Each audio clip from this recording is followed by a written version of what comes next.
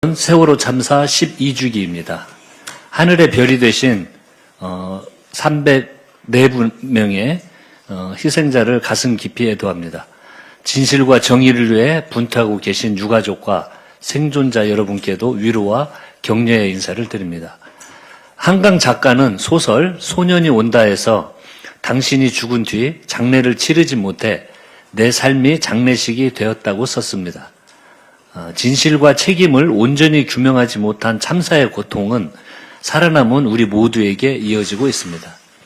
안타깝지만 세월호 이후에도 참사는 반복되고 있습니다. 이제 민주당과 이재명 정부가 그 악순환을 끊어내겠습니다.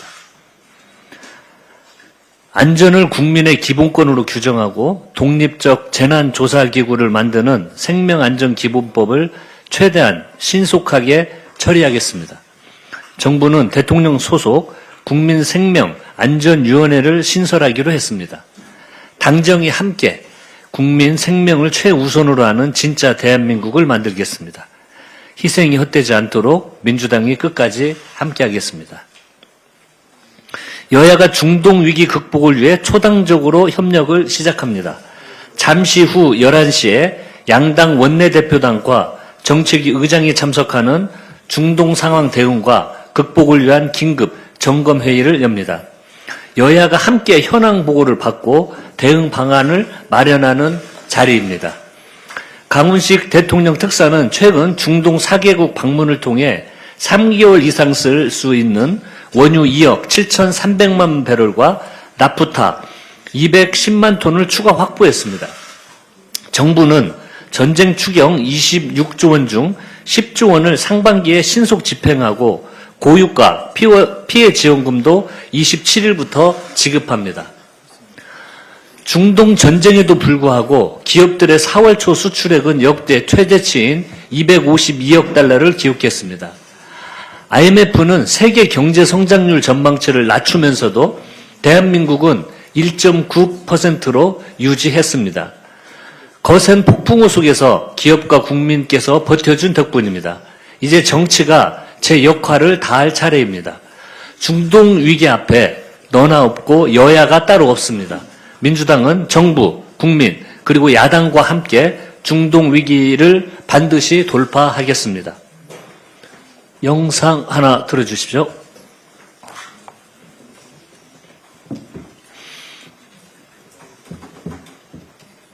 영상 안 나오나요?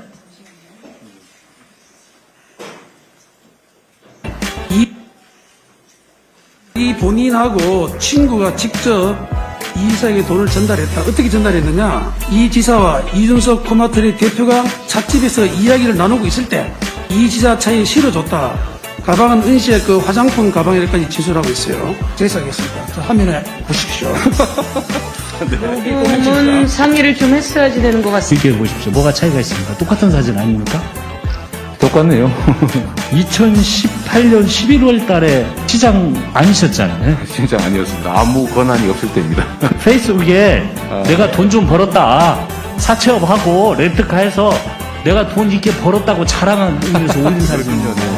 정말 참 코미디가 이런 코미디가 없습니다. 2021년 10월 경기도 현장 국정감사에서 국민의힘 김용판 의원이 조폭 돈다발 사진을 꺼내들었습니다. 그러나 민주당원과 지지자들의 실시간 추적으로 진실이 밝혀졌고 그 내용이 국감장에 있던 저에게도 전달이 되었습니다. 그 돈다발은 뇌물이 아니라 사채업자가 2018년 SNS에 올린 허세용 사진에 불과했습니다. 당시 이재명 지사께서도 이런 코미디가 없다고 일갈했습니다.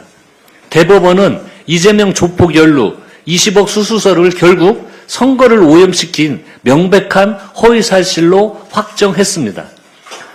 허세용 돈다발 사진으로 대통령을 올감하려 했던 비열한 연출은 결국 사법적 단죄로 끝났습니다.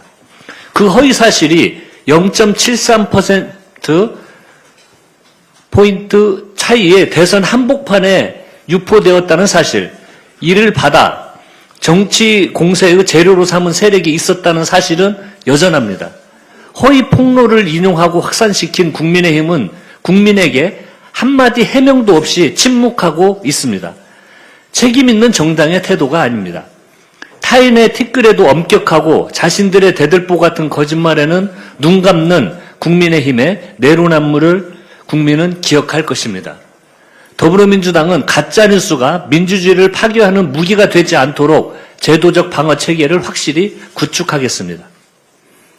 윤석열 정치검찰의 오만과 뻔뻔함이 온 국민을 경악하게 하고 있습니다.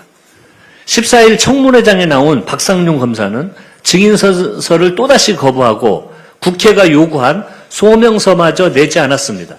국회 증언감정법이 명확히 금지하는 행위입니다. 국회 무시를 넘어 주권자 국민에 대한 정면 도전입니다. 녹취록에서 박상용 검사는 방조 그 부분 약속은 지켜주시고 라고 말해 당연히 지키죠 라고 답했습니다.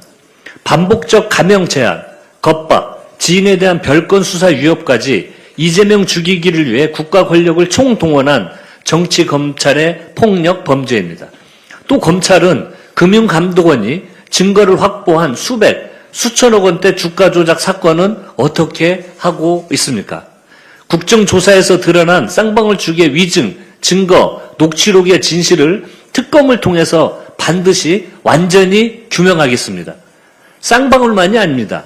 대장동 2기 수사팀 역시 공식 발령 전부터 기록을 검토하고 기존 결론을 뒤집었습니다. 장기간 구금을 통한 심리적 압박과 증거 배제, 허위 공문서 작성 의혹까지 제기됐습니다. 오늘 조작기소 국조특위는 대장동 위례 사건 청문회를 엽니다. 처음부터 결론을 정해놓고 끼워 맞춘 표적 수사의 민낯이 드러날 것입니다. 더불어민주당은 윤석열이 국가 권력을 사유화해 정적 제거를 기도한 조작기소의 진상을 반드시 밝혀내겠습니다.